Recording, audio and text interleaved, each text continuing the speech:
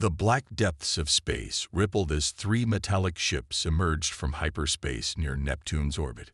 Their sleek, angular forms reflected the distant sunlight as they moved with practiced precision toward the inner solar system. The Empire had arrived, just as humanity had long suspected they would.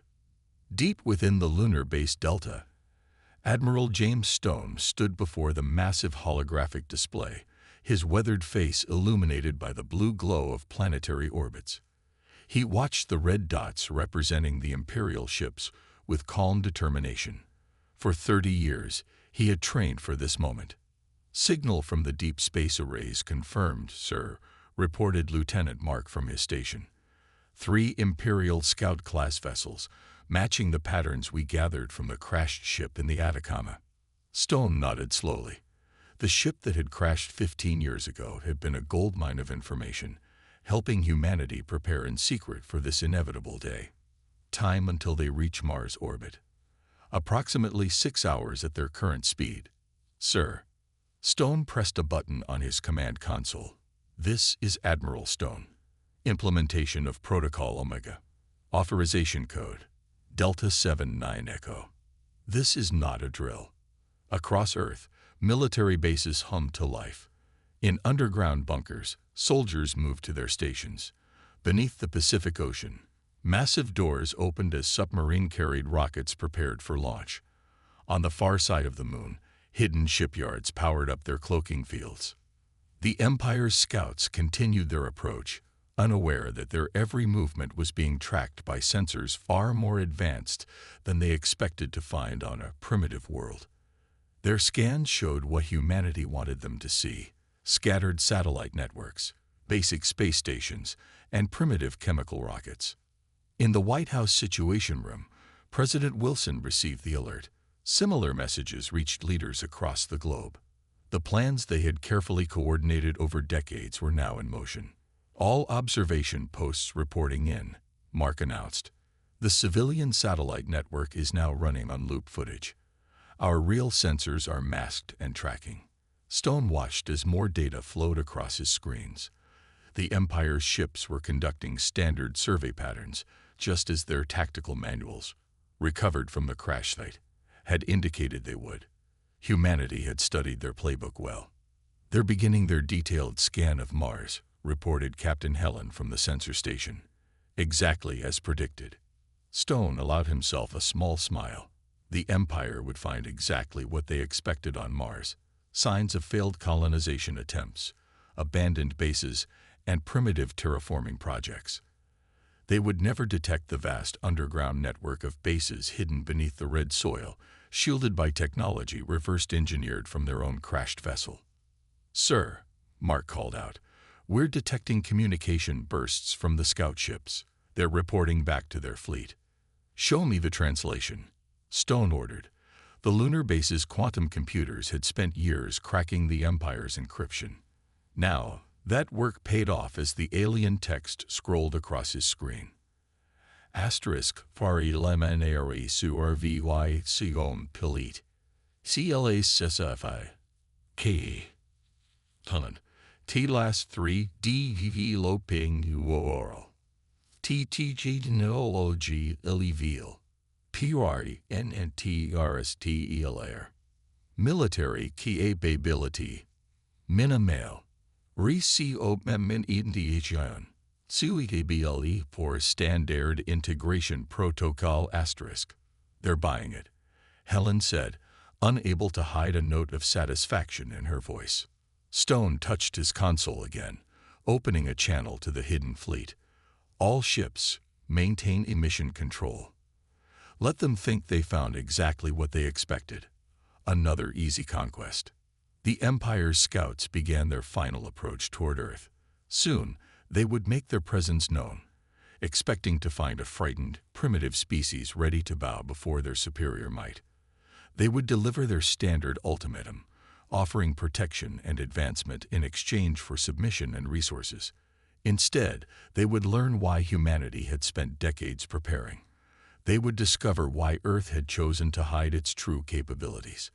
And most importantly, they would understand why a single warning would be all they received: In his command center, Admiral Stone watched the approaching ships and remembered an old quote from Earth's history. "Let them come and find us ready." The Empire was about to learn that some worlds were far more dangerous than they appeared. 3 days after their arrival, the Imperial ships took position above New York City, their massive central vessel, gleaming like polished silver in the morning sun, hung in the sky as a clear show of power. Below, millions of people stared upward, many recording with their phones despite the government's requests not to. In the United Nations Emergency Chamber, 200 world leaders and their top advisors gathered. The room hummed with tension as they waited for the Empire's ambassador to arrive. Admiral Stone stood near the main entrance with Robert Miller, Earth's chief military advisor, both men wearing their formal uniforms. "They're right on schedule," Miller whispered, checking his watch. "Exactly like the protocol manual said they would be." The massive doors swung open. The Imperial ambassador entered, flanked by 2 tall guards in gleaming armor. The ambassador's blue-tinted skin and elegant robes drew gasps from some of the assembled leaders. He walked to the center of the chamber with practiced grace, clearly used to commanding attention. "People of Earth," the ambassador's voice boomed through the translator devices. "I bring greetings from the eternal empire of the 10,000 stars. We have come to offer you advancement beyond your dreams." Stone watched the alien's face carefully. 15 years of studying their expressions told him everything he needed to know. The ambassador saw them as children, primitives to be guided by their betters. The ambassador raised his hands in what his species considered a generous gesture. "We offer you membership in the greatest civilization in known space. Your world will receive protection, technology, and the chance to serve a greater purpose." "And what does the Empire want in return?" President Wilson asked from her seat, her voice steady. "Merely your resources, your obedience, and your commitment to Imperial law," the ambassador replied smoothly. "A small price for such benefits, wouldn't you agree?" Miller stepped forward, clutching a data tablet. "And if Earth refuses?" The ambassador's expression shifted to what Stone recognized as amusement. "Refuse? Why would you refuse paradise? But if you insist on asking." He touched a device on his wrist, and the chamber's main screen came to life, showing the Imperial fleet waiting just beyond Mars. "That is only one battle group of the Imperial Navy," the ambassador continued. "We have millions of ships, billions of soldiers. Resistance would be—" He paused, searching for the right word. "Disappointing." Stone exchanged a quick glance with Miller. The Empire's arrogance was working in their favor. "We request 24 hours to consider your offer," President Wilson said firmly. The ambassador's expression showed clear surprise. In the Empire's experience, primitive worlds usually surrendered immediately upon seeing their fleet. "You have 12 hours, he stated, then turned and left with his guards. As soon as the doors closed, Stone activated his secure communicator. "Begin Operation Shadow." They took the bait. Across Earth and throughout the solar system, humanity's hidden forces moved into position. Deep beneath the Pacific Ocean, massive hangars opened as spacecraft slipped out into dark waters. Inside hollow asteroids, weapons systems powered up. On Mars, underground bases activated their defense grids. In the chamber, Miller addressed the assembled leaders. "The Empire's fleet is exactly where we want them. Their arrogance means they've positioned their ships in standard formation, just as their tactical guides showed us they would." "What about civilian casualties?" someone asked. "All major cities have their shield generators ready," Stone replied. "The Empire thinks they're scanning our power plants, but they're actually seeing what we want them to see. The real generators are undetectable." President Wilson stood up.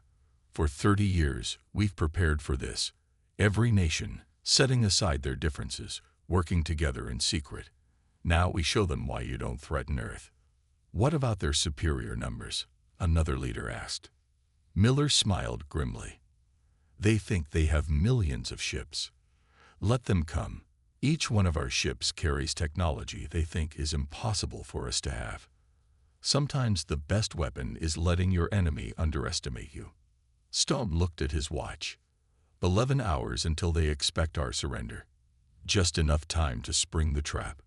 The leaders of Earth left to take their positions in hidden bunkers across the globe.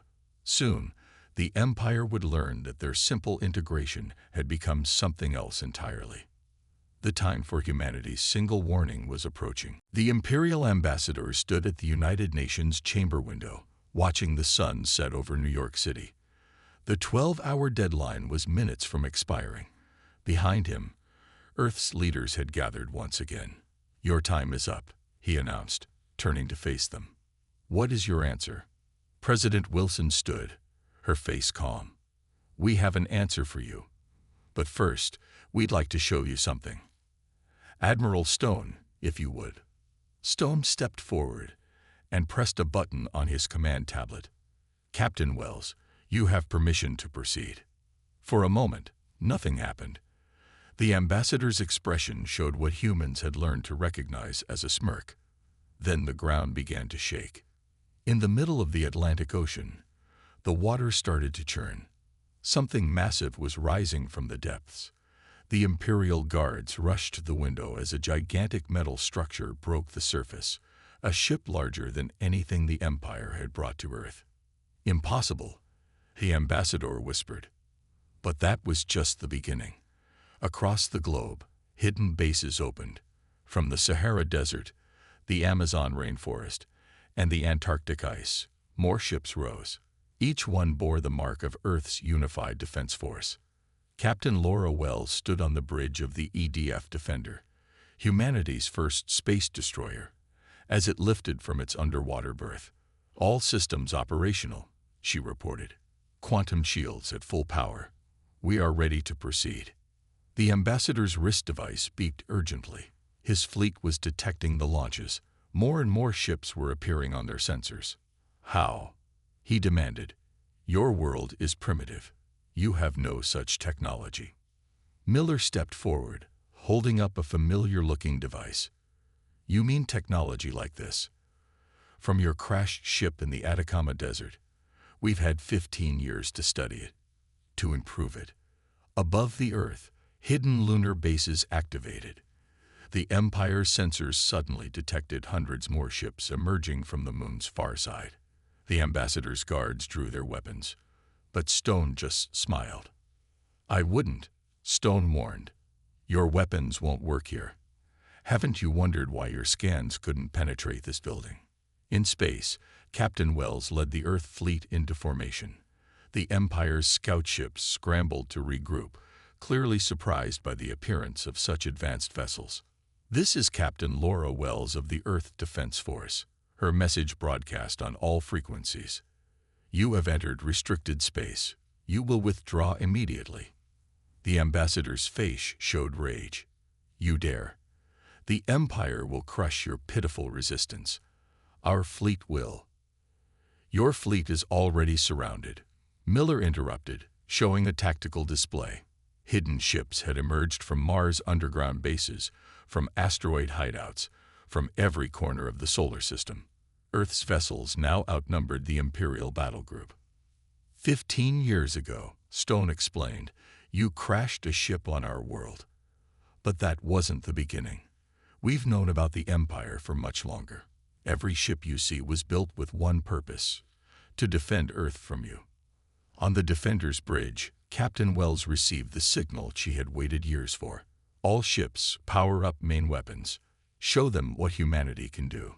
The Earth ships activated their weapon systems. Energy readings that should have been impossible for a primitive world lit up the Imperial sensors. The ambassador stared in shock as his tactical display showed weapons locks on every one of his ships. "This is our response to your demand," President Wilson declared. "Earth will not submit. Earth will not surrender. This is your one and only warning. Leave our solar system or face the consequences." The ambassador's guards lowered their weapons, finally understanding their situation. Outside, Earth's fleet moved with precision that spoke of years of training. "You have 1 hour to retreat beyond Neptune's orbit," Stone stated flatly. After that, we will demonstrate exactly how much we've learned from your crashed ship." Captain Wells watched from her bridge as the Imperial ships faced a choice they'd never encountered before: retreat or face a supposedly primitive world that had hidden its true power for decades. The Empire was about to learn that some warnings only needed to be given once. The Imperial fleet did not retreat. Instead, they called for reinforcements. 3 days after Earth's ultimatum, space near Jupiter rippled as hundreds of Imperial warships emerged from hyperspace. In the Lunar Command Center, Admiral Stone watched the massive fleet's arrival. "Just as we expected," he said to Miller.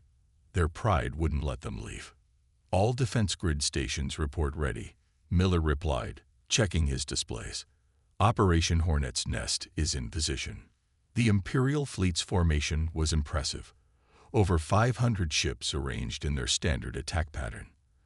At their center, a massive dreadnought emerged last from hyperspace. Its hull bristled with weapons, each powerful enough to level a city. Captain Wells and the Earth fleet waited near Mars, hiding among the asteroids. Her crew was tense but ready. "Remember your training," she said over the fleet-wide channel. "Everything we've prepared for happens now." The Imperial Admiral's hologram appeared on all Earth's communication channels. His voice boomed with authority. "Primitive world, you have dared to challenge the Empire. Now witness the price of defiance." The Imperial fleet began its advance. Their formation was perfect, exactly as their military doctrine demanded. Exactly as humanity had studied from their tactical manuals. "They're following the standard invasion pattern," Miller observed, "moving their heavy ships into high orbit for planetary bombardment." Stone nodded and pressed his comm button. "All units, execute Operation Hornet's Nest. Captain Wells, you have permission to engage." The battle began with a surprise. As the Imperial fleet approached Mars, they suddenly found their sensors clouded by thousands of small signals. The asteroid belt had come alive, each rock containing hidden human weapons platforms. "Launch missile swarms," Wells ordered. Thousands of small projectiles shot out from the asteroids, each carrying a specially designed quantum warhead. The Imperial fleet responded exactly as their training demanded. They raised shields and moved their smaller ships to intercept. But these weren't normal missiles. As they hit the Imperial shields, they phased through, their warheads designed using the Empire's own technology. "First blood is ours," Miller reported as 20 Imperial ships erupted in flames. "Their shields can't stop what they don't expect." The Imperial dreadnought moved forward, its massive guns charging. But Earth was ready for this too. From hidden bases on Mars moons, gravitational pulse weapons activated. The Empire had never seen this technology before, a combination of their own gravity drives and human innovation. Space itself seemed to twist around the Imperial ships.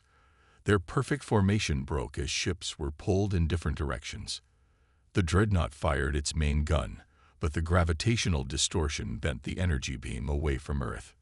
"Earth fleet, execute attack pattern Delta," Wells commanded. Her ships emerged from hiding, using the chaos to strike at the disorganized Imperial forces. The Empire's response was fierce. Energy beams and plasma torpedoes filled space. But Earth's ships were smaller, faster, and their quantum shields were designed specifically to counter Imperial weapons. "Their right flank is breaking," Stone observed. "Drive them toward Grid 7. The Earth fleet herded the Imperial ships like shepherds driving wolves. Each time the Imperial ships tried to regroup, more asteroid bases activated, forcing them to move where humanity wanted them. In her ship, Captain Wells watched as the massive Imperial dreadnought finally got free of the gravitational weapons. It turned its guns toward Mars. "Not today," she whispered. "Computer, activate the ghost drive." The Defender vanished from sensors, using technology that the Empire thought was impossible. It reappeared inside the dreadnought's shield perimeter, weapons already firing at point-blank range. The massive Imperial ship's bridge erupted in flames. Without its command ship, the Imperial fleet's coordination began to fall apart. All units, push them back past Jupiter, Stone ordered. Show them what happens when they threaten Earth. The battle continued, but its outcome was already clear. The Empire had expected an easy victory over a primitive world. Instead, they faced an enemy that had spent years preparing specifically for them. As the Imperial fleet began to retreat, leaving their burning ships behind, Captain Wells sent one final message. Remember this day. Remember that Earth gave you a chance to leave in peace. Remember that you chose war instead. The Empire was learning that some warnings should have been heeded. 1 week after the battle near Jupiter, the Empire returned in force. This time, they brought 3,000 ships. The massive fleet darkened space as it emerged from hyperspace, stretching from Saturn to Jupiter. In the Lunar Command Center, Admiral Stone studied the enemy fleet's formation. They've changed their tactics, he noted to Miller. They're not following their standard patterns anymore. They've learned, Miller agreed. But so have we.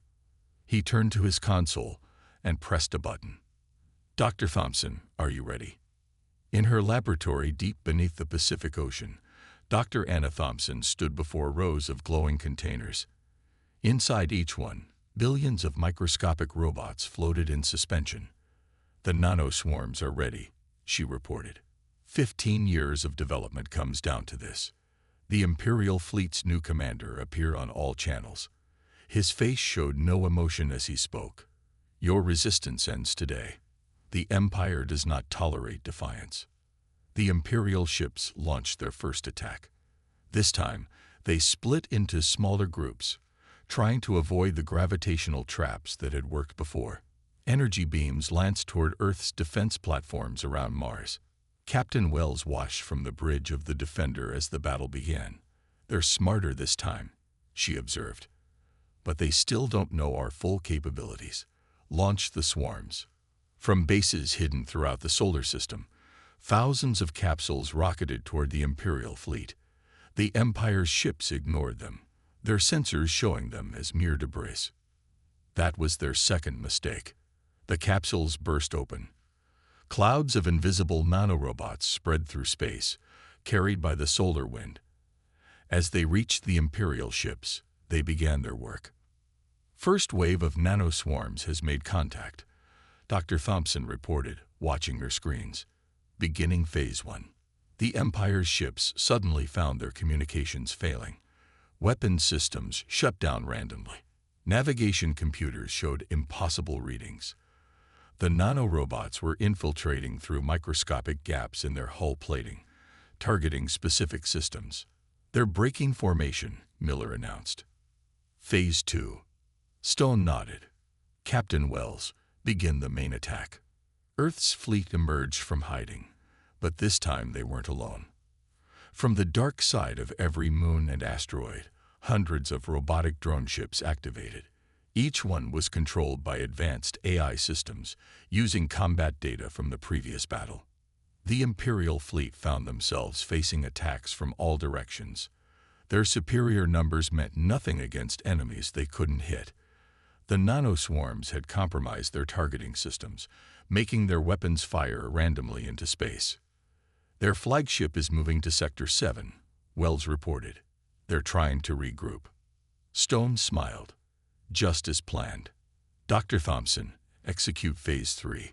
The nanoswarms received new instructions. Now they began to combine, forming visible silver clouds around Imperial ships. As the robots worked together, they created quantum interference fields, blocking the Empire's ability to enter hyperspace.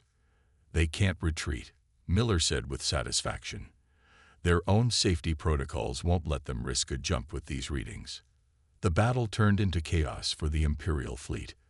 Their rigid command structure collapsed as ships lost contact with each other. Earth's forces, coordinated by quantum computers and AI systems, picked them apart group by group. We're detecting surrender signals from 30 Imperial ships, Wells announced. Their crews are abandoning ship. In her lab, Dr. Thompson watched as her life's work proved its worth. The nanoswarms had given Earth the edge it needed. All swarms functioning at optimal levels, she reported. Their shields can't stop what they can't detect. The Imperial commander's voice came through again, this time with noticeable fear. What kind of weapons are these? This is impossible. Stone's reply was calm. We warned you. We gave you a chance to leave. Everything that happens now is your choice. More Imperial ships began to surrender.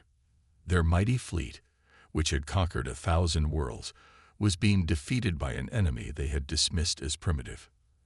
As the battle turned into a rout, Captain Wells broadcast one final message to the retreating Imperial ships. Remember this day. Remember that Earth offered peace first. Remember that we'll be ready if you ever return. The Empire was learning that technology wasn't everything. Sometimes, the most dangerous enemy was the one you underestimated. News of Earth's victory spread through the galaxy faster than the Imperial High Command could contain it. In the Grand Hall of the Imperial Palace on their capital world, the Council of Lords gathered in an emergency session. Impossible. Lord Commander Rex slammed his fist on the golden table. How could a primitive world defeat our best fleet? The surviving Imperial Admiral stood before them, his uniform still bearing scorch marks from the battle. They were not primitive, my lords. They fooled us. They had been preparing for us for years. In Earth's Lunar Command Center, Admiral Stone and his team watched the meeting through hidden quantum spy drones, another technology they had developed from the crashed ship. They're finally starting to understand, Miller said, watching the Imperial Council argue among themselves. Look at their faces. On hundreds of worlds across the Empire, alien species watched smuggled recordings of the battle. They saw Imperial ships falling to invisible weapons. They witnessed Earth's smaller fleet outmaneuver the mighty Imperial army. Most importantly, they saw that the Empire could be defeated. We're detecting increased communications between subjugated worlds, reported Lieutenant Mark. They're sharing the battle footage despite Imperial censors. Stone nodded, just as we hoped. Sometimes winning the battle isn't enough. You have to win the story too. The quantum spy drone showed the Imperial Council viewing Earth's combat footage. They watched in silence as their ships were taken apart by nanoswarms and AI-driven tactics that shouldn't have been possible. Their industrial base, one lord asked. Hidden, the Admiral replied. Spread throughout their solar system. We found massive factories inside asteroids, shipyards beneath their oceans, research facilities deep underground. They had been building up for years, all while showing us only primitive satellites and chemical rockets. President Wilson's voice came through on the command center speakers. United Nations Security Council is ready for your report, Admiral. Stone switched his view to the UN chamber. The Empire's response is exactly as we predicted. Their rigid hierarchy can't adapt quickly to unexpected threats. They're still trying to understand how we did it. In the Imperial Palace, a new figure entered the council chamber. The Imperial Intelligence Director placed a data crystal on the table. There's more, she announced. We've discovered why their technology works so differently from ours. The holographic display showed Earth's quantum computers, their AI systems, their nanotechnology. They didn't just copy our technology from the crashed ship, she explained. They combined it with their own innovations, created hybrid systems we never thought to try.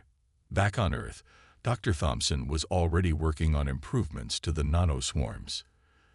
The Empire's shields operate on predictable frequencies, she explained to her team. But our quantum-based systems can adapt in real time. That's why they couldn't stop us. The Imperial Council watched more footage, this time showing Earth's ships using gravitational weapons. How many other worlds could do this? One lord asked quietly. How many others have been hiding their true capabilities? Captain Wells, commanding a patrol near Jupiter, picked up increased communications from across the galaxy. More resistance movements are emerging on other worlds, she reported to Stone. They're asking for Earth's help. The Imperial Intelligence Director's voice was grim as she continued her report. Earth's victory is already inspiring rebellion. 3 systems have declared independence in the past day alone. They believe if Earth could defeat us, Then so could they, finished Lord Commander Rex. He stood slowly. We cannot fight rebels across 1,000 worlds. Not now. Not after losing so many ships. Stone watched the Imperial Council reach the conclusion Earth had fought for. They're going to do it, he said to Miller. They're going to have to change. The Lord Commander's voice was heavy with defeat. Send the message. The Empire formally recognizes Earth's sovereignty and independence. We will withdraw all forces from their solar system. But Earth had achieved more than just independence. As the news spread, more worlds began to rise up. The empire that had ruled for 10,000 years faced a choice: adapt or collapse. In the Lunar Command Center, Stone received messages from dozens of worlds seeking alliance with Earth. The Empire's invincible facade had cracked, and through that crack, hope was spreading. One morning had been enough, but its effects would echo through the galaxy for centuries to come. 1 year after Earth's victory, representatives from 50 former Imperial worlds gathered in the new Galactic Assembly Hall built in orbit above Earth. The massive space station, constructed using both human and alien technology, served as a symbol of the changing times. Admiral Stone stood at the main window, watching ships from different worlds dock at the station. A year ago, most of these species weren't allowed to own spacecraft, he said to Miller. Now look at them. The Empire had been forced to change. After losing their aura of invincibility, they faced a choice: adapt or watch their empire crumble world by world. They chose to adapt, though not willingly. President Wilson took the stage in the Assembly Hall.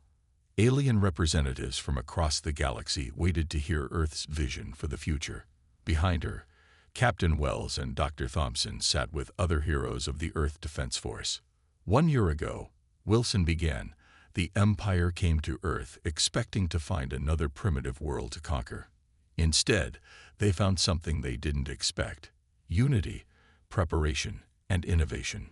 In the Imperial Palace, the Council of Lords watched the broadcast. Their empire had shrunk as worlds demanded independence, inspired by Earth's victory. But those worlds didn't leave to be alone. They joined Earth's growing alliance. Earth offers a different path, Wilson continued. We don't seek to rule. We seek to cooperate, to share knowledge, to help worlds defend themselves. Dr. Thompson's nanoswarm technology had already been shared with 5 worlds. Captain Wells was training space fleets from former Imperial colonies. Earth's quantum computers were helping other species develop their own advanced AI systems. In the Assembly Hall, a representative from a former Imperial mining world spoke. For 10,000 years, the Empire told us we were primitive, that we needed their guidance. Earth showed us the truth, that any world can be strong if given the chance to grow. The Empire's response to all this had surprised many. Instead of continuing to fight, they began to change. Imperial lords were replaced by elected councils. Slave worlds were given independence. Trade replaced tribute. The galaxy stands at a crossroads, Wilson said to the Assembly. The old way of empire and conquest is ending. Together, we can build something better. Stone watched from his position as more ships arrived at the station. Earth's fleet now included vessels from 20 different worlds, all training together. The Empire's greatest mistake had been thinking they were alone in their advancement. In her lab on Earth, Dr. Thompson worked with scientists from across the galaxy. They combined technologies in ways the Empire had never imagined. Every world has something to teach, she told her team. Every species thinks differently. That's our strength. The Imperial ambassador, now just one voice among many in the Assembly, stood to speak. The Empire recognizes that change was necessary. We seek to join this new alliance as equals, not rulers. Captain Wells, commanding the combined fleet exercises near Saturn, smiled as ships from former enemy worlds trained together. Unity through strength, she said to her mixed species crew, but strength through cooperation, not conquest. President Wilson concluded her speech. 1 year ago, we gave the Empire a single warning. They chose not to heed it. But from that choice came an opportunity. not just for Earth, but for all worlds to forge their own path. The assembly erupted in cheers. Species that had been enemies under Imperial rule now worked together. Worlds that had been denied technology now built their own ships. The galaxy was transforming. In the Lunar Command Center, Stone looked at the latest reports. Trade was replacing warfare. Knowledge was being shared instead of hoarded. The Empire's defeat had opened doors no one had expected. "We did more than win a war," he said to Miller. "We started a revolution." Miller nodded, watching the celebration in the assembly. And it all started with one warning. Stone smiled. Sometimes one warning is all you need, if you make sure they remember it. As the assembly concluded, ships from 50 worlds lit up the space around Earth's orbit in celebration. The Empire had sought to conquer one world, but instead had awakened a galaxy. One warning had been enough to change everything.